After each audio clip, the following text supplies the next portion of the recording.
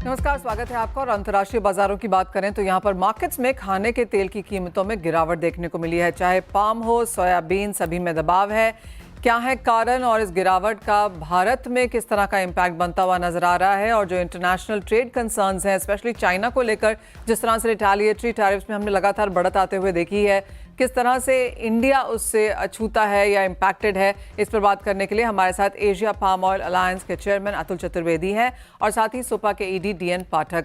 आप दोनों का कार्यक्रम में स्वागत है। एंड क्लियरली कच्चे तेल से लेकर सोना एंड इंडस्ट्रियल कमोडिटीज और एग्रीकल्चर कमोडिटीज में भी हमने काफ़ी इम्पैक्ट आता हुआ देखा है। अगर पिछले एक हफ्ते की बात की जाए तो करीबन 11% की गिरावट यहाँ पर रबर में देखने को मिली है, 6% कॉटन कमज़ोर है, शुगर के प्राइसेस में 2.5% की गिरावट है पिछले एक हफ्ते में। और जहाँ तक पाम, सोयाबीन की बात है, यहाँ पर भी करीबन 4 से 5% की गिरावट के साथ कारोबार। अतुल जी, कैसे आप देखते हैं ओवरऑल इम्पैक्ट को? क्योंकि Indian markets in some sense यहाँ पर इम्पैक्टेड तो है ही, और हमने वो प्राइस इम्पैक्ट भी यहाँ पर कैरी ऑन होता हुआ देखा है।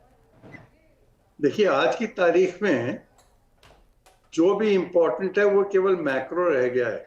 तो सुबह सुबह जब अपने लोग उठते हैं तो देखते हैं कि आज ट्रंप ने क्या बोला and how that will impact the market. और आज अगर सारी कमोडिटीज का आप देखिए ना, उसका डिमांड सप्लाई से कोई ताल्लुक नहीं रह गया है। ऑब्वियसली इस सिनेरियो में तो डिमांड तो डेफिनेटली अफेक्टेड हुई है, चाहे वो एडिबल ऑयल्स हो, चाहे वो शुगर हो। और मैं तो देख रहा हूँ कि काफी कुछ और चीजों में भी जो मूड ऑफ द नेशन है ना, और मैं समझता हूँ इंटरनेशनली ऑल्सो जो मूड है वो थोड़ा मायूस हो रखा है। और अभी लोगों को ये नहीं समझ में आ रहा कि आगे मतलब ऊंट किस करवट बैठेगा। तो ये जो लड़ाई हो रही है दो हाथियों के बीच में, इसमें और लोग भी थोड़े बहुत तो पिसेंगे। अभी 5 मिनट पहले मैं एक चाइना बात कर रहा था। कॉन्ट्रेरी टू जो हम लोगों को इम्प्रेशन है कि चाइना यूएस से ऑलमोस्ट 20% उनका जो वो है एक्सपोर्ट, वो चाइना को जाता, यूएसए को जाता है। पर शायद ऐसा नहीं है। अभी उनका चाइना वाले का कहना था कि शायद केवल 15% ही रह गया है। And Chinese as a society is very very resilient. तो वहां पे तो अब ये मैसेज चला गया है कि थोड़ा अभी मीट खाना कम करो और ये सब चीजें खाना कम करो। और जहां तक मैं समझता हूँ इस लड़ाई का असर होगा अपनी कमोडिटीज में, सबसे ज्यादा इफेक्टेड होगा यूएसए का सोयाबीन का फार्मर। क्योंकि सोयाबीन तो यूएसए का, वहां अब चाइना जाएगा नहीं। और जो भी है वो मैं समझता हूँ फॉर ब्राजीलियंस एंड अर्जेंटीनियंस ये पार्टी टाइम हो गया है। और जहां तक एडिबल ऑयल के फ्लो का सवाल है, मैं समझता हूँ थोड़ा बहुत यूएसए से जरूर हिंदुस्तान की तरफ थोड़ा तेल ज्यादा आना चालू होगा। बट हिंदुस्तान में भी अभी डिमांड बड़ी म्यूटेड है और अभी भी डिमांड कोई बहुत ज्यादा स्ट्रांग नहीं है। तो सिग्नल्स अभी मतलब बाजार बड़ा वो है, असमंजस में है कि how things will pan out. तो इसलिए लोग मतलब अभी आज की तारीख में कोई लंबी चौड़ी खरीदारी भी नहीं कर रहे हैं। ओह well, absolutely uncertainty top game पे है यहाँ पर, और वो इम्पैक्ट्स हमने यहाँ पर आते हुए देखे भी हैं। और जैसे आपने कहा, जी हाँ, एवरी डे ये एक चेंजिंग सिनेरियो है। जिस तरह से हमने बाजारों को इतनी बुरी तरह से गिरते हुए देखा, आज थोड़ा सा बेहतरीन दिन है, इक्विटीज ऊपर है, करेंसीज में कुछ सपोर्ट देखने को मिला। रुपया ऑफ कोर्स टुवर्ड्स डेप्रिसिएशन गया, लेकिन वो शायद कैचअप कर रहा है कि चाइनीज युआन में क्या हो रहा है। तो काफ़ी सारे यहाँ पर एडजस्टमेंट्स बनते हुए हमने इंटरनेशनल मार्केट्स में देखे हैं। मिस्टर पाठक, आपकी क्या सेंस है? जैसे अतुल जी कह रहे हैं कि यूएस का सोयाबीन चाइना नहीं जाएगा, अर्जेंटीना, ब्राजील स्ट्रॉन्गर हो जाएंगे वहां पर, तो क्या यूएस का सोयाबीन इंडिया आएगा? यूएस का सोयाबीन इंडिया नहीं आएगा, क्योंकि इंडिया को नॉन जीएम चाहिए। यूएस के पास थोड़ा सा सोयाबीन है नॉन जीएम, 5-7 लाख टन होता है, 10 लाख टन। उतने से इंडिया कुछ फर्क पड़ेगा। हालांकि यूएस गवर्नमेंट बहुत जोर शोर से बहुत लगी हुई है कि इंडिया को जो सोयाबीन हम इंपोर्ट करते हैं 4-5-6 लाख टन अफ्रीका से, वो हमको यूएस से इंपोर्ट करना चाहिए। वो नॉन जीएम हमको देने को तैयार है। लेकिन जो करंट सिनेरियो है प्राइसेस का, उसमें तो वायबल है नहीं। अगर ड्यूटीज इंडिया कम करने को तैयार हो जाता है काफी सब्सटेंशियली, जो कि अभी 45+10% है, तो फिर कुछ संभावना बन सकती है कि यूएस से कुछ सोयाबीन यहाँ आए। तेल पे इंडिया ड्यूटी कम करना पार्टिकुलरली अंडर बायलैटरल एग्रीमेंट मान सकता है कि तेल के कुछ ही खास क्वालिटी पे यूएस से हम तेल मंगाएं। लेकिन अभी जो स्थिति है ये सब बड़ी फ्लूइड है, ट्रम्प ड्रिवन है, और ट्रम्प को खुद ही नहीं मालूम है वो करना क्या चाहते हैं। और चाइना कभी भी ट्रम्प के सामने झुकेगा नहीं, क्योंकि जो जियो पॉलिटिक्स और जो ग्लोबल पॉलिटिक्स है उसमें अगर चाइना ऐसा करेगा तो फिर उनका लॉन्ग टर्म गोल जो है बड़ा अफेक्ट होगा। सब मिला के स्थिति अभी ऐसी फ्लूइड रहेगी। इंडिया को कोई बहुत बड़ा गेन इससे नहीं होने वाला है। अगर यूएस का एक्सपोर्ट सोयाबीन का 50 मिलियन टन का चाइना जाता था, अभी नहीं गया, तो एक बड़ी गिरावट सोयाबीन की कीमतों में आ सकती है, जिसका इंडिया पे भी असर हो सकता है। हालांकि हमारी कीमतें पहले ही इतनी ज्यादा गिरी हुई है कि इससे ज्यादा और क्या गिरेगी, पर कुछ असर उसका पड़ेगा लॉन्ग टर्म में। और मुझे लगता है ये लॉन्ग टर्म सस्टेनेबल नहीं है। उन्होंने टैरिफ लगाया, चाइना ने 50% लगाया, फिर ट्रम्प ने बोल दिया कि मैं चाइना के वैसे लाएगा तो $1.5 बिलियन लगाऊंगा। I think they have to back up a little both of them, थोड़ा एक एक पीछे हटेंगे कदम, और उसके बाद कुछ सही स्थिति सामने आएगी। दूसरी बात, अगर हम बिल्कुल ही इंडिया स्पेसिफिक भी लें मिस्टर पाठक, तो जो मध्य प्रदेश का येलो गोल्ड जैसे जिसे कहा जाता है, जिस तरह की प्राइस डिक्लाइन, जिस तरह की यील्ड में प्रॉब्लम्स, जिस तरह से हमने ओवरऑल स्थिति यहाँ पर भी बनते हुए देखी है, अब एज ऑफ नाउ किस तरह की सेंस है? एज ऑफ नाउ देखिए, जो किसान से जब मैं बात करता हूँ, और ये जो प्राइसेस हमने इतने महीने से देखे कि बहुत कम है, तो किसान बड़ा डिजेक्टेड है। Not only Madhya Pradesh, even Maharashtra में भी उसको लगता है कि हम तो ठगे जा रहे हैं। और किसान को इस बात से कोई फर्क नहीं पड़ता कि ट्रम्प ने क्या किया, उसको अपने से मतलब है, और सही है, क्योंकि जब उसकी कॉस्ट ऑफ प्रोडक्शन इतनी ज्यादा है तो 4,000 रुपए में सोयाबीन बेच के बेचारा कहाँ जाएगा।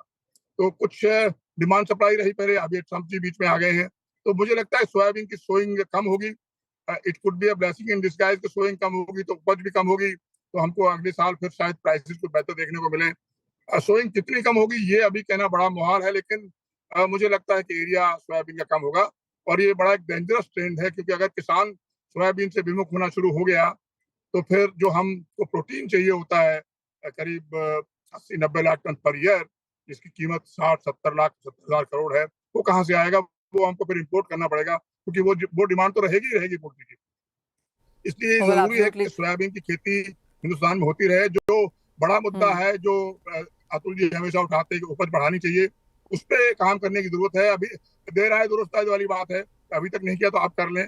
नेशनल मिशन बन गया है, 1,500 करोड़ की एवरेज आएगी तो हम अपनी डिमांड मीट कर पाएंगे, प्लांट भी चलेंगे। तो वो थोड़ा सा लॉन्ग टर्म है, तो दैट इज सही काम वही होगा, तो उपज बढ़ेगी। मिस्टर पाठक, जो कॉन्वर्सेशंस अब यहाँ पर इन केस आपकी सरकार के साथ हैं, और क्योंकि जैसे आपने कहा, हमने भी कुछ एफपीओज किसानों से यहाँ पर चैनल पे बात की है, जिनका कहना है कि प्राइसेस नहीं मिल रहे, सोया से काम करने का दिल उठता जा रहा है, बहुत बड़े डेट क्रिएट हो गए हैं यहाँ पर सोया उगा के, तो क्लियरली टोटली डिजेक्शन है यहाँ पर किसानों में। किसानों में डिजेक्शन है, इंडस्ट्री में भी डिजेक्शन है, क्योंकि बहुत सारे फैक्टर इकट्ठे एकदम उन्होंने हमला किया। डीडीजीएस पहले आया, वो एक बड़ा इशू था, और उसके बाद ये भी ट्रम्प आ गया, उसके बाद डिमांड सप्लाई आ गई, प्राइसेस कम। लग रहा था कि प्राइसेस कुछ बढ़ेंगी, शायद अप्रैल मई जून आते आते कुछ होगा, लेकिन वो भी अभी होता दिख नहीं रहा है। ये तो अच्छी बात है कि नाफेड ने हमारी प्रार्थना मान के सोयाबीन बेचना बंद कर दिया है, नहीं तो हम लोग प्राइसेस और गिरते हुए देखते अभी।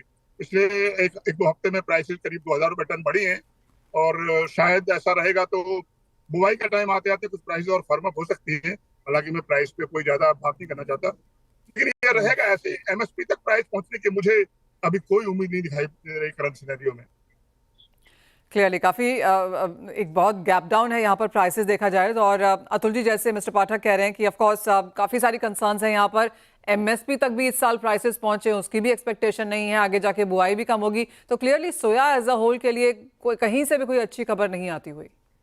देखिए, मैं तो कभी भी सोया को ऑयल सीड गिनता ही नहीं हूं, मैं तो उसको प्रोटीन क्रॉप गिनता हूं। तो आज की तारीख में अगर 82% अपना जो उसका वो है, विच इज एसेंशियली प्रोटीन, उसका कंपटीशन तैयार हो गया है डीडीजीएस बहुत जबरदस्त।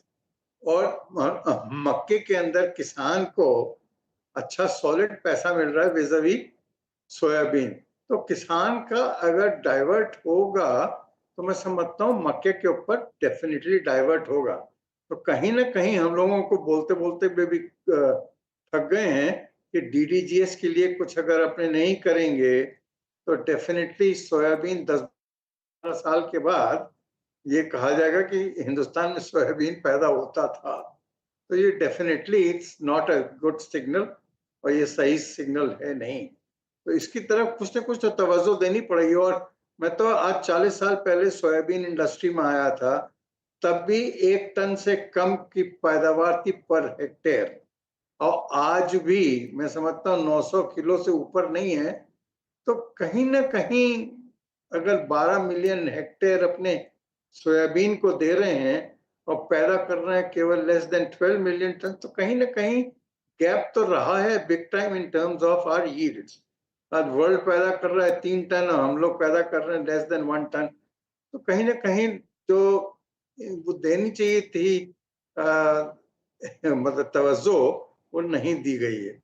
और जहां तक एडिबल ऑयल का सवाल है, मैं समझता हूँ, मेरा मानना ये है कि आने वाले दिनों में देखिए फॉरवर्ड जो इंडिकेशंस मिल रहे हैं पाम के या सोयाबीन के, ये सारे नीचे आ रहे हैं बाजार।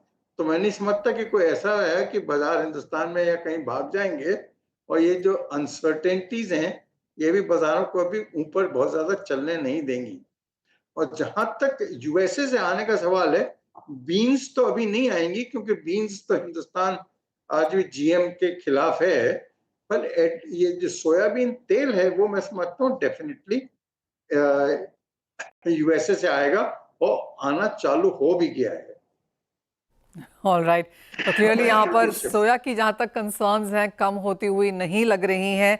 इंडियन फार्मर्स की बात की जाए, इंडियन ट्रेड की बात की जाए, ओवरऑल पॉलिसी, क्रॉप यील्ड, सारे कुछ में यहाँ पर कुछ कुछ प्रॉब्लम्स नजर आते हुए। एंड जैसे कहा गया कि इंडिविजुअल फंडामेंटल्स में तो यहाँ पर प्रेशर है ही, लेकिन जिस तरह का मैक्रो प्रेशर यहाँ पर बनता हुआ नजर आ रहा है उससे भी सोयाबीन यहाँ पर अछूता नहीं है। तो क्लियरली जहाँ तक अच्छे दिन की बात है सोयाबीन के हिसाब से तो बिल्कुल भी यहाँ पर बनते हुए नहीं नजर आ रहे हैं। बहुत शुक्रिया मिस्टर पाठक, अतुल जी, आप दोनों का ही। और क्लियरली एक चिंता वाला विषय है, और जैसे आप दोनों ने कहा कि बातचीत हो रही है और काफ़ी बार हो भी चुकी है, और आशा यही है कि सरकार यहाँ पर इसकी बात सुने भी। वेल, इसी के साथ एक ब्रेक का भी समय है। जब लौटेंगे तो बात करेंगे यहाँ पर नॉन एग्री कमोडिटीज़ की, और यहाँ पर आपकी ट्रेडिंग स्ट्रैटेजीज क्या होनी चाहिए बताएंगे आप।